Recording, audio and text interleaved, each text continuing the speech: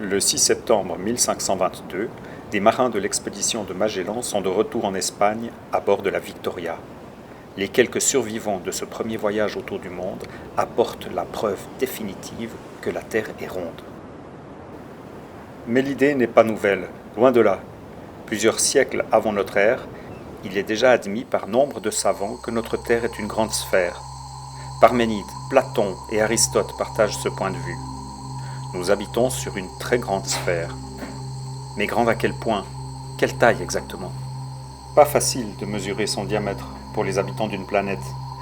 Sauf peut-être pour le petit prince, qui aurait pu s'en sortir avec un simple ruban de mesure. Pour nous, habitants de la Terre, la tâche est autrement plus ardue, de par la taille de notre planète, mais aussi parce que les mers et les océans couvrent les 2/3 de la surface du globe. Toute mesure directe de la circonférence est simplement exclue. Et pourtant, une bonne estimation de la circonférence de la Terre a été réalisée voilà plus de 2000 ans. Je vais vous raconter comment le savant Ératosthène a réalisé cette performance en s'aidant du Soleil et de quelques solides raisonnements. L'histoire commence dans le sud de l'Égypte, il y a plus de 2000 ans. La Lune présente son dernier quartier et le Soleil va bientôt se lever. Dans l'unique pièce d'une petite maison, Contios termine les préparatifs de son voyage.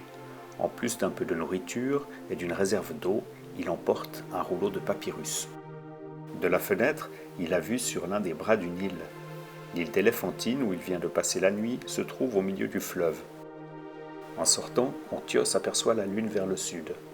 Elle se trouve au-delà des oiseaux qui volent dans le ciel, au-delà des contrées les plus éloignées jamais explorées par les voyageurs. Et c'est bien ce qui intrigue Contios. Les rayons du soleil éclairent la moitié gauche de la lune tout à fait de la même manière qu'ils éclairent les objets près de lui. Comment se fait-il que le bâton près de moi et la lune au loin reçoivent la lumière de la même façon? Ce n'est possible que si le soleil est vraiment très loin de nous, encore beaucoup plus loin que la lune. Mais pour l'heure, Contios a d'autres préoccupations. Il a rendez-vous avec un passeur qui va le mener avec sa barque sur la rive gauche du fleuve. De là, il commencera sa longue marche. Contios exerce un drôle de métier. Il est arpenteur. En comptant ses pas, il mesure les distances qui séparent les endroits importants du royaume d'Égypte. Il lui a fallu un peu d'entraînement pour que ses pas soient bien réguliers et de la longueur légale. Mais maintenant, il peut mesurer sans se tromper des distances de plusieurs dizaines de kilomètres entre une ville et un village, ou entre une carrière de pierre et un port. Ces mesures sont ensuite utilisées par les géographes pour dresser les cartes et les cadastres du pays. Lorsqu'ils sont en mission, Contios et ses comparses traversent souvent de grandes régions arides. On les surnomme les arpenteurs du désert. À la fin d'une journée de marche, Contios a compté plusieurs dizaines de milliers de pas. Il déroule alors son papyrus pour prendre note du trajet qu'il a effectué. Au-dessous de l'indication de son point de départ, il inscrit les localités traversées, le lieu où il passera la nuit et bien sûr les distances mesurées. À l'époque, on emploie comme unité de distance la longueur d'un stade et pour les habitants d'Égypte, un stade vaut 160 mètres. Ainsi, lorsque notre arpenteur a parcouru 100 stades, cela signifie qu'il a marché 16 km et compté plus de 20 000 pas. Son parcours ramène parfois Contios sur les bords du Nil. La végétation y est généreuse et contraste avec l'aridité du désert. Il s'abrite par moments à l'ombre des arbres car l'été approche et le soleil se fait de plus en plus chaud. Contios ferait volontiers une partie du voyage à bord de l'un de ces voiliers qui descendent le fleuve. C'est le moyen de transport le plus commode pour acheminer des marchandises sur de longues distances en Égypte. Malheureusement, les bateliers ne disposent d'aucune méthode précise pour mesurer les distances qu'ils parcourent sur leurs embarcations. Contios se remet donc à marcher de son pas régulier en direction d'Alexandrie. Après plusieurs semaines de voyage, Contios arrive enfin en vue d'Alexandrie. Le matin, à son réveil, il aperçoit, loin vers le nord, la lumière vacillante du grand phare, la tour de l'île de Pharos qui marque l'entrée du port. Plus à l'est, l'étoile Sirius est juste visible au-dessus de l'horizon, mais elle se perdra bientôt dans la clarté du jour. C'est un signe que Contios reconnaît. Lorsque l'on peut à nouveau observer Sirius dans le ciel en fin de nuit, le premier jour de l'été est tout proche. Le solstice d'été est un jour férié dans tout le royaume d'Égypte, et de belles cérémonies sont organisées à cette occasion sur les bords du Nil. Alors que Contios demande son chemin, on lui apprend que la grande fête aura lieu le lendemain. De nombreux autres visiteurs se rendent à Alexandrie pour cette seule occasion.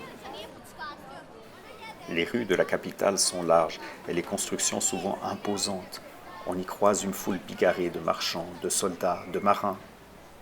Contios finit par arriver au pied d'un immense palais, imposant comme la demeure d'un roi. Il s'agit de la bibliothèque d'Alexandrie, la plus grande jamais construite dans le monde antique. Une fois à l'intérieur, un employé le guide au travers des salles et des corridors. Contios regarde médusé les longues étagères remplies de milliers de papyrus et de parchemins. Il finit par arriver dans le bureau d'un géographe auquel il remet son précieux papyrus. L'homme examine le document, satisfait par les nouvelles données recueillies par l'arpenteur. Juste 10 ans se sont écoulés depuis sa visite à Alexandrie et Contios vit sur l'île d'Éléphantine. Comme chaque année, on fête le retour de l'été. Contios profite de ce jour de repos pour retrouver quelques amis près du puits. Ensemble, ils observent le reflet du soleil dans l'eau. Il est juste midi et les rayons de lumière plongent jusqu'au fond du puits. Le soleil est exactement à la verticale au-dessus de leur tête. Contios raconte à ses amis le grand voyage qu'il a amené au nord de l'Égypte dans le delta du Nil. Il leur parle surtout de la ville d'Alexandrie avec ses palais majestueux, son incroyable bibliothèque et bien sûr la tour colossale sur l'île de Pharos qui l'avait tant impressionné.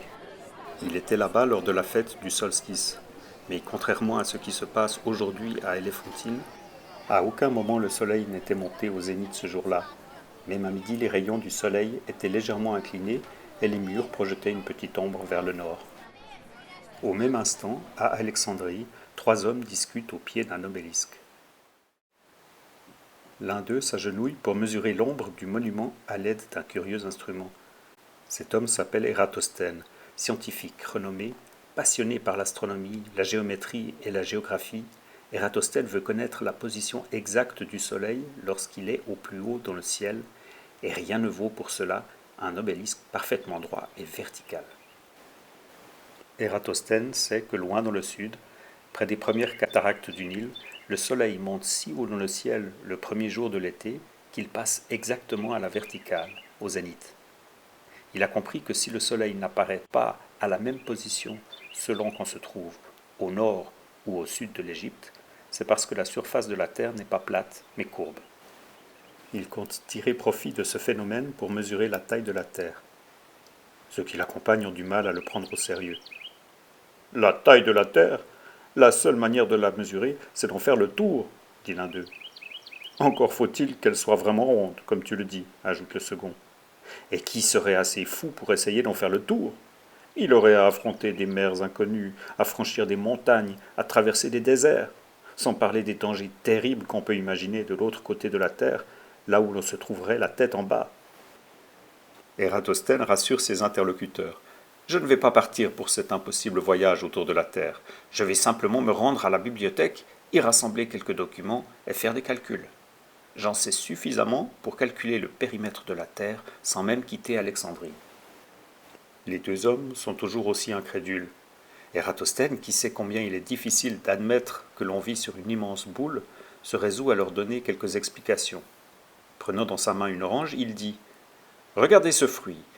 Il est éclairé du côté du soleil et de l'autre il projette une ombre que l'on peut voir sur le sol. Il en va de même pour la terre, mais en général son ombre est invisible, elle se perd dans la nuit, dans le ciel étoilé. » Ératosthène place alors sur le sol un petit galet rond pour représenter la lune. Il déplace ensuite lentement l'orange jusqu'à ce que son ombre recouvre le caillou. La lune ne brille que parce qu'elle est éclairée par le soleil, explique-t-il. Il arrive parfois que la lune traverse l'ombre de la Terre, comme ce caillou qui se trouve à l'ombre de l'orange. En observant bien le début et la fin d'une éclipse, on constate que l'ombre projetée par la Terre est ronde. Les éclipses de lune nous fournissent l'un des meilleurs arguments pour affirmer que la Terre est ronde. Elles nous apprennent également qu'elle est entre 3 et 4 fois plus grande que la Lune.